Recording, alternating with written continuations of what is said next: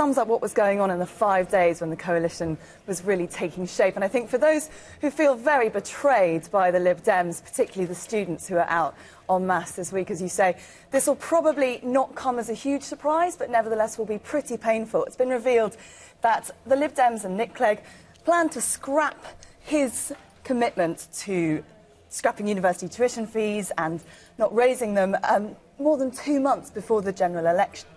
Now, obviously, people will say that contingency plans had to be put in place. Certain compromises were going to have to be being made by the Lib Dems if they were going to enter a coalition with the Tories. But the fact that this was going on in March, and then before Nick Clegg was actually signing that pledge card and going on YouTube and making such a big fuss of it, it's really quite telling about Interesting, George, that at the demonstrations, it was Nick Clegg's face and name on the placards, wasn't it? David Cameron. You'd have to have a heart of stone not to laugh at the Liberal Democrats' dilemma now.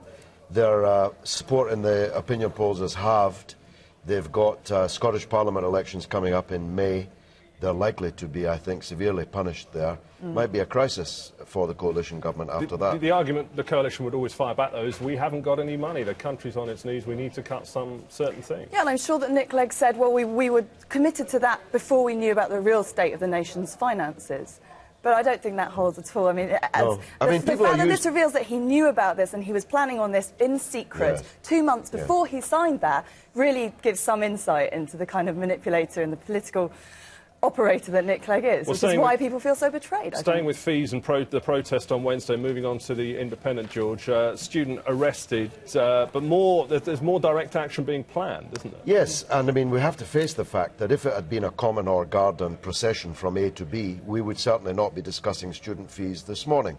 The fact that, like the poll tax demonstration in 1990, which I was a speaker at and horrified by all that was unfolding around me, it actually ended the poll tax and got rid of Mrs. Thatcher.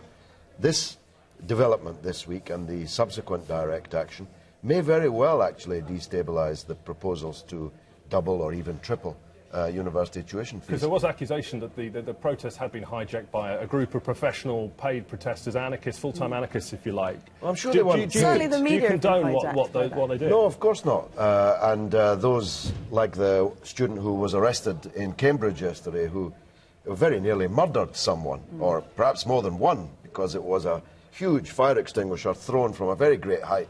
Could have killed 1 or 2 people very easily.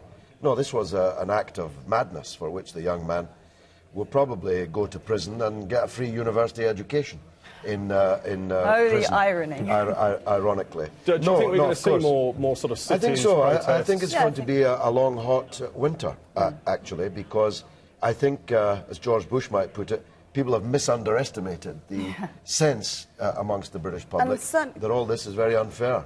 The media has certainly, I think, been hijacked by tales of the riots and by the violence. The fact is that more than 50,000 students took to the streets, which, as you say, people were not expecting. There were disputes over those numbers, though, a little bit. But as George says, if they'd have just marched and gone home, we wouldn't still be talking about it now. No, that's right. We haven't seen this sort of protest from students for a long, long time in Britain. No, you have to go back 20 years to the poll tax demonstrations before anything like this. And, of course, there's a whole generation of political leaders, including Lib Dem MPs, who were children at that time. So I think it's probably unnerved them. And the next poll in which they have to actually fight, I think they're going to get a very big shock. And that may very well unravel the coalition. OK, we'll wait and see what happens with that. Let's move on. We've got lots more stories to fit in.